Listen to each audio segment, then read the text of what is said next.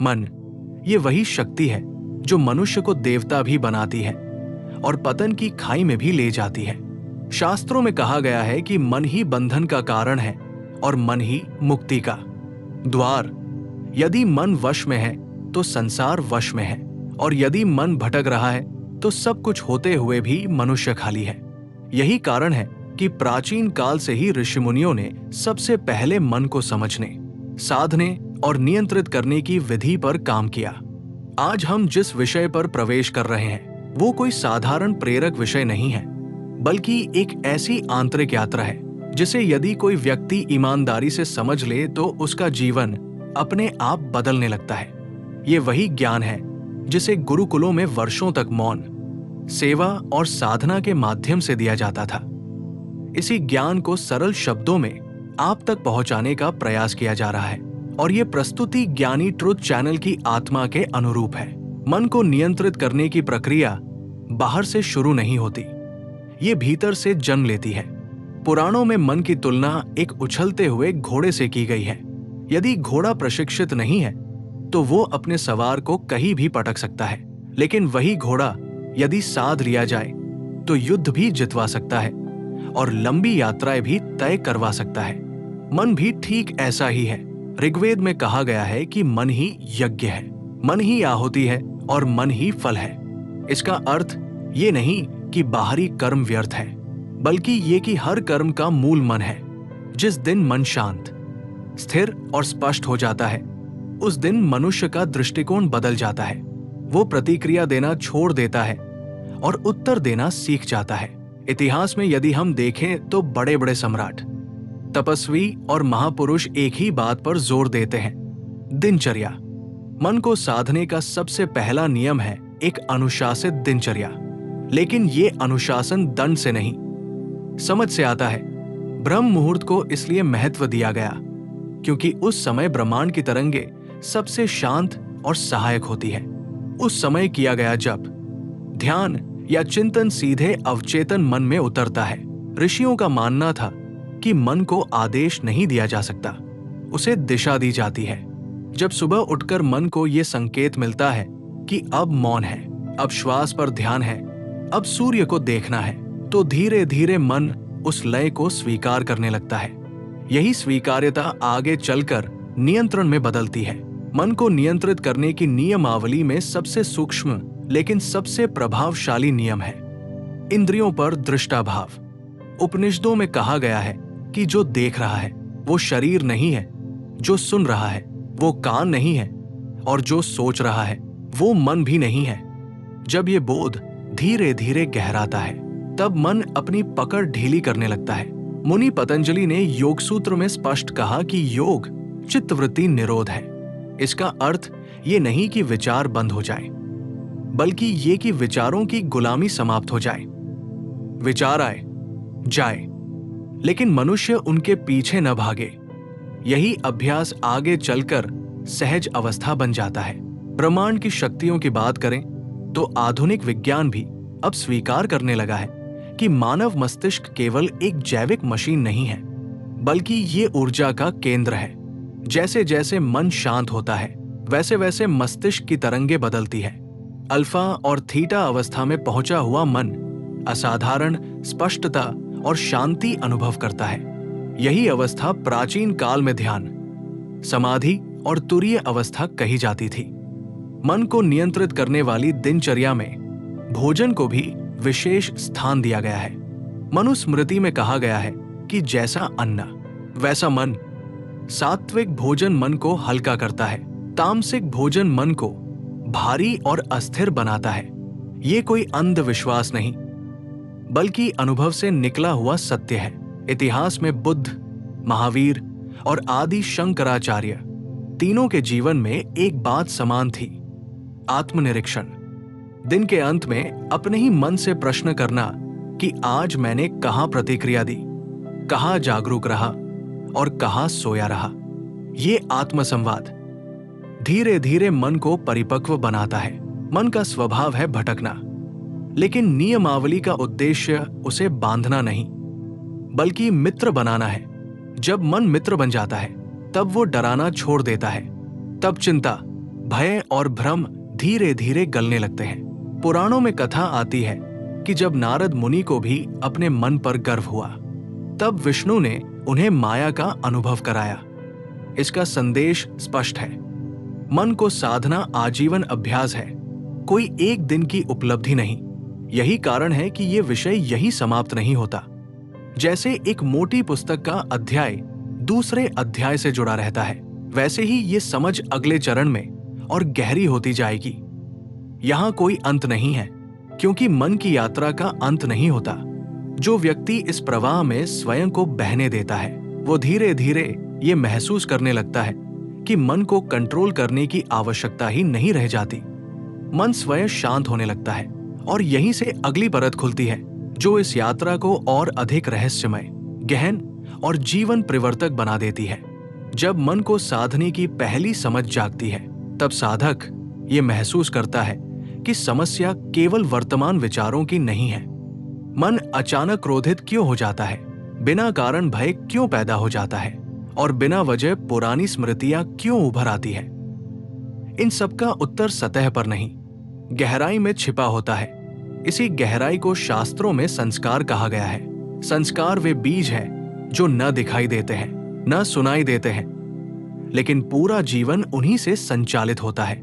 उपनिषदों में कहा गया है कि मनुष्य जैसा सोचता नहीं, बल्कि जैसा संस्कारों से बना होता है वैसा व्यवहार करता है। यही कारण है कि केवल सकारात्मक सोच मन को स्थायी रूप से नियंत्रित नहीं कर पाती। जब तक अवचेतन में जमा संस्कार परिवर्तित नहीं होते, तब तक मन बार बार उसी दिशा में भागता है। ऋषियों ने मन को 3 स्तरों में समझाया: चेतन, अवचेतन और कारण शरीर।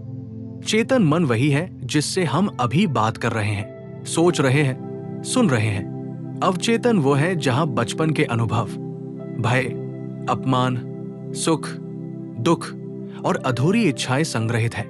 और कारण शरीर वो क्षेत्र है जहां जन्म जन्मांतर के संस्कार विश्राम करते हैं। इतिहास में कई ऐसे उदाहरण मिलते हैं जहां व्यक्ति को बिना किसी स्पष्ट कारण के किसी विशेष वस्तु से डर लगता है या किसी विशेष स्थान की ओर खिंचाव महसूस होता है। ऋषि कहते थे, ये मन का वर्तमान नहीं, संस्कारों का स्मरण है। इसीलिए मन को नियंत्रित करने की दिनचर्या केवल आज के विचारों को नहीं, बल्कि भीतर जमी परतों को भी स्पर्श करती है। मनुस्मृति में एक गहरी बात कही गई है कि जिस प्रकार नदी में गिरा हुआ पत्थर दिखाई नहीं देता, लेकिन जल की धारा को मोड़ देता है, उसी प्रकार अवचेतन में पड़ा संस्कार दिखाई नहीं देता, लेकिन जीवन की दिशा बदल देता है। इसलिए मुनियों ने मौन को इतना महत्व दिया। मौन केवल बोलना बंद करना नहीं है, बल्कि भीतर उठती तरंगों को सुनना है। जब व्यक्ति प्रतिदिन कुछ समय पूर्ण मौन में बैठता है, तब अवचेतन धीरे धीरे सतह पर आने लगता है। कभी पुरानी स्मृति, कभी कोई दबा हुआ भय, कभी बिना कारण आंखों में नमी। ये सभी संकेत हैं कि मन अपनी गहराई खोल रहा है। यहीं से वास्तविक नियंत्रण प्रारंभ होता है, क्योंकि जिसे देखा जा सकता है उसे बदला भी जा सकता है। पुराणों में कथा आती है कि एक राजा ने सब कुछ त्याग कर वन में साधना शुरू की, लेकिन ध्यान में बार बार युद्ध के दृश्य आते थे। ऋषियों ने उसे बताया कि ये वर्तमान नहीं, वर्षों की सत्ता लालसा का संस्कार है। जब तक वो उसे देख देख कर शांत नहीं करेगा, तब तक मन स्वतंत्र नहीं होगा। यही कारण है कि साधना को प्रक्रिया कहा गया, लक्ष्य नहीं। ब्रह्मांडीय दृष्टि से देखें तो मन केवल मस्तिष्क तक सीमित नहीं है। आधुनिक क्वांटम सिद्धांत भी ये संकेत देता है कि विचार ऊर्जा है और ऊर्जा कभी नष्ट नहीं होती। प्राचीन ऋषियों ने इसे बहुत पहले जान लिया था। उन्होंने कहा कि हर विचार ब्रह्मांड में तरंग छोड़ता है और वही तरंग लौटकर मन को प्रभावित करती है। इसीलिए दिनचर्या में संध्या समय को इतना महत्वपूर्ण माना गया। सूर्यास्त के समय मन स्वाभाविक रूप से दिन की थकान छोड़ने लगता है। उस समय यदि व्यक्ति शांत बैठकर केवल श्वास को देखे, तो दिन भर बने संस्कार ढीले पड़ने लगते हैं। ये कोई कर्म का नहीं, बल्कि मनोवैज्ञानिक और ब्रह्मांडीय संतुलन की प्रक्रिया है। मन को साधने की इस अवस्था में व्यक्ति ये भी समझने लगता है कि हर विचार उसका नहीं है। जैसे आकाश में बादल आते जाते हैं, वैसे ही विचार भी आते जाते हैं। ये बोध बहुत गहरा है, क्योंकि यहीं से मनुष्य विचारों से दूरी बनाना सीखता है। दूरी बनते ही नियंत्रण अपने आप घटित होने लगता है। ऋषि वशिष्ठ ने राम को कहा था कि मन शत्रु नहीं है, अज्ञान शत्रु है। जब मन की गहराई समझ में आने लगती है, तब व्यक्ति स्वयं पर कठोर होना छोड़ देता है। वो जान जाता है कि हर कमजोरी एक संस्कार का परिणाम है और हर संस्कार को बदला जा सकता है। समय, जागरूकता और निरंतरता से ये दूसरी स्कीम मन को बाहरी अनुशासन से भीतर की शुद्धि तक ले जाती है। यहाँ व्यक्ति केवल समय पर उठने या ध्यान करने की बात नहीं करता, बल्कि ये देखने लगता है कि भीतर कौन सा बीज बार बार फल दे रहा है। जैसे जैसे ये दृष्टि स्पष्ट होती जाती है, वैसे वैसे मन हल्का, शांत और पारदर्शी होने लगता है। और जब मन पारदर्शी होने लगता है, तब वो अगले चरण के लिए स्वयं तैयार हो जाता है, जहां नियंत्रण प्रयास से नहीं, स्वभाव से जन्म लेने लगता है। और यहीं से ये यात्रा और भी गहराई में प्रवेश करती है, जो आगे आने वाली स्कीम से स्वाभाविक रूप से जुड़ती चली जाती है। जब मन की भावनाएं धीरे धीरे हल्की होने लगती है, तब व्यक्ति एक ऐसे अनुभव से गुजरता है जिसे शब्दों में कहना कठिन है, अकेलापन। ये अकेलापन लोगों की अनुपस्थिति से नहीं आता, ये भीतर की भीड़ के शांत हो जाने से पैदा होता है। वर्षों तक जो मन शोर से भरा था, अचानक जब शांत होने लगता है, तो उस शांति में एक खालीपन महसूस होता है। यही वो क्षण है जहां अधिकतर लोग पीछे लौट जाते हैं। शास्त्रों में इस अवस्था को शून्यता का द्वार कहा गया है। उपनिषद स्पष्ट कहते हैं कि जब मन बाहरी सहारों को छोड़ देता है, तब वो स्वयं को खोजने निकलता है। लेकिन मनुष्य को बचपन से ही सिखाया गया है कि अकेले रहना कमजोरी है। इसी कारण जब जीवन में मौन आता है, तो डर पैदा होता है। इतिहास में जितने भी महापुरुष हुए, उन्होंने इस अकेलेपन को सहा है। बुद्ध ने राजमहल छोड़ा, लेकिन सबसे कठिन त्याग लोगों का नहीं था। सबसे कठिन त्याग था पहचान का। जंगल में बैठकर कोई ये नहीं कहता था कि वे राजा है, पति है या पुत्र है। वहां केवल एक मनुष्य था, अपने ही मन के सामने। मन को नियंत्रित करने की दिनचर्या में ये चरण अत्यंत महत्वपूर्ण है। यहाँ व्यक्ति समझने लगता है कि उसे हर समय किसी आवाज, किसी स्क्रीन, किसी बातचीत की जरूरत क्यों महसूस होती है। ये आवश्यकता मनोरंजन की नहीं होती, ये भीतर उठते मौन से बचने की कोशिश होती है। ऋषि कहते थे कि जो मौन से भागता है, वो स्वयं से भागता है। इसलिए आश्रमों में जानबूझकर साधक को अकेला छोड़ा जाता था। न कोई प्रशंसा, न कोई आलोचना, बस स्वयं के साथ रहना। यही वो अभ्यास है जो मन को वास्तविक स्वतंत्रता देता है। जब व्यक्ति पहली बार स्वयं के साथ बिना किसी सहारे के बैठता है, तब मन तरह तरह के बहाने बनाता है। कभी पुरानी यादें लाता है, कभी भविष्य का डर, कभी अचानक उदासी। ये सब मन की अंतिम चालें होती है, क्योंकि वह जानता है कि यदि व्यक्ति टिक गया तो उसका नियंत्रण समाप्त हो जाएगा। ब्रह्मांडीय दृष्टि से देखें तो मौन खाली नहीं होता, वो अत्यंत सजीव होता है। आधुनिक विज्ञान भी कहता है कि जब बाहरी उत्तेजनाएं कम होती है, तब मस्तिष्क स्वयं को पुनर्गठित करता है। यही कारण है कि मौन में बैठे व्यक्ति को कभी कभी अचानक समाधान, स्पष्टता या शांति का अनुभव होता है। पुराणों में कहा गया है कि शिव का मौन सबसे बड़ा उपदेश है। उन्होंने कुछ कहा नहीं, लेकिन उनका मौन ही सब कुछ कह देता है। यह संकेत है कि जीवन के सबसे गहरे उत्तर शब्दों में नहीं, अनुभव में मिलते हैं। जब मन उद्देश्य की दिशा पहचान लेता है, तब उसके भीतर एक बहुत ही कोमल भावना जन्म लेती है, कृतज्ञता। ये कोई बड़ी भावना नहीं होती, नहीं इसे जोर से घोषित किया जाता है। ये चुपचाप जीवन में उतरती है, जैसे सुबह की हल्की धूप। मन अब शिकायत करना भूलने लगता है और स्वीकार करना सीखने लगता है। कृतज्ञता का अर्थ ये नहीं कि जीवन में सब कुछ सही हो गया है। इसका अर्थ है कि मन ने लड़ना छोड़ दिया है। वो ये मानने लगता है कि जो भी आया उसने कुछ न कुछ सिखाया। दुख भी अब शत्रु नहीं लगता, वो भी शिक्षक जैसा महसूस होने लगता है। पुराणों में कहा गया है कि जो व्यक्ति जल अन्न और श्वास के लिए भी धन्यवाद अनुभव करता है। उसका मन कभी दरिद्र नहीं होता, क्योंकि दरिद्रता परिस्थितियों से नहीं, दृष्टि से जन्म लेती है। जब मन हर समय और चाहिए की अवस्था में रहता है, तब वो कभी संतुष्ट नहीं हो पाता। लेकिन जब वह जो है वही पर्याप्त है को महसूस करता है, तब भीतर मिठास फैलने लगती है। ऋषि मुनियों का जीवन बहुत साधारण था। न उनके पास संग्रह था, न भविष्य की चिंता, फिर भी उनके चेहरे पर एक स्थायी शांति दिखाई देती थी। इसका कारण ये नहीं था कि उनके जीवन में कठिनाइयां नहीं थी, बल्कि ये था कि वे जीवन से अपेक्षा नहीं रखते थे। वे जो मिला उसे प्रसाद की तरह स्वीकार करते थे। मन को नियंत्रित करने की दिनचर्या में ये अवस्था अत्यंत मधुर होती है। यहाँ व्यक्ति स्वयं को सुधारने की जल्दी में नहीं रहता।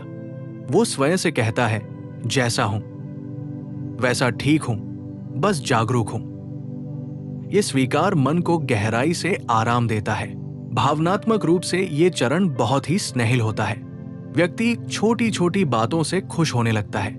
सुबह की हवा, किसी का मुस्कुराकर देख लेना, बिना कारण मन में उठी शांति, ये सब अब अनमोल लगने लगते हैं। पहले जो बातें साधारण थी, अब वही जीवन का रस बन जाती है। इतिहास में संत कबीर, मीरा और तुलसीदास, इन सबके जीवन में एक बात समान थी, सरलता। वे बड़े शब्दों या जटिल साधनाओं की बात नहीं करते थे। वे कहते थे कि जो मिला है उसी में ईश्वर है। ये दृष्टि मन को कठोर होने से बचाती है। ब्रह्मांडीय दृष्टि से देखें तो कृतज्ञ मन सबसे शक्तिशाली मन होता है। आधुनिक विज्ञान भी कहता है कि आभार की भावना मस्तिष्क में ऐसे रसायन उत्पन्न करती है जो शांति और आनंद को बढ़ाते हैं। लेकिन ऋषियों को ये प्रयोगशाला से पहले अनुभव से पता था।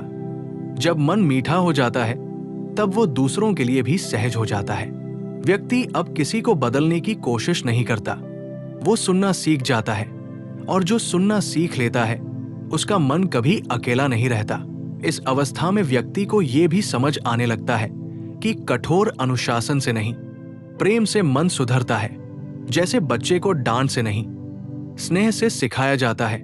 मन भी एक बच्चा ही है, डरा हुआ, जिज्ञासु और संवेदनशील। ऋषि कहते थे कि जब साधक के मन में मिठास आ जाए, तब समझो कि साधना सही दिशा में जा रही है। क्योंकि कठोर मन ज्ञान को पकड़ नहीं सकता, लेकिन कोमल मन सत्य को सहजता से स्वीकार कर लेता है। ये कोमलता कमजोरी नहीं बनाती, बल्कि भीतर से मजबूत करती है। व्यक्ति अब प्रतिक्रिया नहीं करता, वो उत्तर भी धीरे देता है। उसकी उपस्थिति ही शांत करने लगती है, और इसी मिठास के भीतर मन एक और सूक्ष्म परिवर्तन की ओर बढ़ने लगता है। ये परिवर्तन दिखाई नहीं देता, बस महसूस होता है, जैसे कुछ भीतर स्थिर हो रहा हो, कुछ ठहर रहा हो। और यही ठहराव अगली स्कीम के लिए मन को तैयार करता है, बिना किसी घोषणा के, बिना किसी अंत के। क्योंकि ये यात्रा अभी चल रही है। अब जब ये यात्रा यहां तक पहुंची है, तो एक क्षण रुककर अपने भीतर झांकिए। बाहर नहीं, किसी और की ओर नहीं, बस अपने ही मन की ओर। इतने समय से जो शब्द आप सुनते आ रहे हैं, वे केवल जानकारी नहीं थे। वे आपके भीतर सोई हुई किसी याद को जगाने आए थे। वो याद कि आप केवल इस दुनिया में निभाने के लिए नहीं आए हैं, आप महसूस करने के लिए भी आए हैं। मन को नियंत्रित करने की ये पूरी यात्रा अंत में आकर एक ही सत्य पर ठहरती है, खुद से प्रेम। ये प्रेम कोई भावुक नारा नहीं है, ये वो साहस है जिसमें आप स्वयं को दोष देना छोड़ देते हैं। आप अपने अतीत से लड़ना बंद कर देते हैं। आप ये मान लेते हैं कि जो भी आप थे, जैसे भी आप गिरे, वही आपको यहां तक लाया। बहुत से लोग जीवन भर खुद से नाराज रहते हैं, किसी निर्णय के लिए, किसी रिश्ते के टूटने के लिए, किसी अवसर के छूट जाने के लिए। मन हर दिन वही बातें दोहराता रहता है, काश ऐसा न किया होता, काश वैसा कर लिया होता। लेकिन आज यदि मन शांत है, तो वो आपसे एक ही बात पूछता है, अब क्या? पुराणों में कहा गया है कि ईश्वर मनुष्य से उसकी गलतियां नहीं पूछता। वो केवल ये देखता है कि गिरने के बाद उठने का साहस बचा है या नहीं। जीवन की सुंदरता परिपूर्णता में नहीं, ईमानदार प्रयास में है। इतिहास में जितने भी महापुरुष हुए वे कोई विशेष नहीं थे। वे भी डरे, वे भी रोए, वे भी भ्रमित हुए। अंतर केवल इतना था कि उन्होंने अपने मन की आवाज को दबाया नहीं। उन्होंने भीतर उठती पुकार को सुना। आज की दुनिया में सबसे दुर्लभ चीज शांति नहीं है, सबसे दुर्लभ चीज है सुनने वाला मन। आप जब ये सुन रहे हैं तो समझिए कि आपका मन अभी जीवित है, अभी भीतर कुछ जागना चाहता है। मन को नियंत्रित करने की असली सफलता तब होती है जब आप स्वयं से ये कह पाते हैं, मैं ठीक हूं, मैं सीख रहा हूं, मैं आगे बढ़ रहा हूं। उस दिन मन आपको डराना बंद कर देता है। भावनात्मक रूप से ये क्षण बहुत पवित्र होता है। कई लोगों की आंखें यही भर आती हैं बिना किसी कारण के। वो कारण दरअसल वर्षों का बोझ होता है जो आज पहली बार हल्का हुआ होता है। ब्रह्मांडीय दृष्टि से देखें तो जब कोई व्यक्ति स्वयं को स्वीकार कर लेता है तब उसकी ऊर्जा बदल जाती है, उसके शब्दों में नरमी आ जाती है, उसके व्यवहार में ठहराव आ जाता है। लोग बिना जाने उसके पास शांति महसूस करने लगते हैं। आज यदि आप ये सब सुनते हुए भीतर कुछ अलग महसूस कर रहे हैं तो इसे हल्के में मत लीजिए। ये केवल एक वीडियो नहीं है, ये आपके जीवन के किसी मोड़ पर रखा गया एक संकेत है। हो सकता है आपने आज पहली बार ये महसूस किया हो कि आप अकेले नहीं हैं, कि आपके मन में जो चलता है वो गलत नहीं है, कि बदलाव संभव है, धीरे, शांति से, बिना खुद को तोड़े। और यदि ये यात्रा आपको सच में छू रही है, यदि आपके दिल के किसी कोने में ये बात उतर रही है, तो इसे अपने तक सीमित मत रखिए। किसी ऐसे व्यक्ति तक पहुंचाइए जिसे आज इसकी जरूरत हो सकती है। कभी कभी एक शेर किसी की रात बदल देता है। यदि आपके भीतर कुछ कहना चाह रहा है, कोई अनुभव, कोई भावना, तो उसे दबाइए मत, कमेंट में लिख दीजिए, क्योंकि जब आप लिखते हैं तो मन हल्का होता है। और यदि आपको लगता है कि ऐसे विचार, ऐसी गहराई, ऐसी शांति आपको आगे भी चाहिए, तो जुड़ जाना कोई औपचारिकता नहीं है। ये उस रास्ते पर साथ चलने का निर्णय है जहां मन को समझा जाता है, दबाया नहीं जाता। याद रखिए, आपका जीवन कोई साधारण कहानी नहीं है। आप अभी लिख रहे हैं, अभी बदल रहे हैं, अभी सीख रहे हैं। और यदि आज आपने अपने मन को थोड़ी भी राहत दी है तो समझिए कि ये यात्रा सफल रही, क्योंकि मन को जीतने की नहीं, मन से मित्रता करने की आवश्यकता होती है। अब ये मौन, ये अनुभूति, ये ठहराव, इसे अपने साथ लेकर उठिए। जीवन वही बदलेगा जहां से आपने स्वयं को स्वीकार करना शुरू किया है।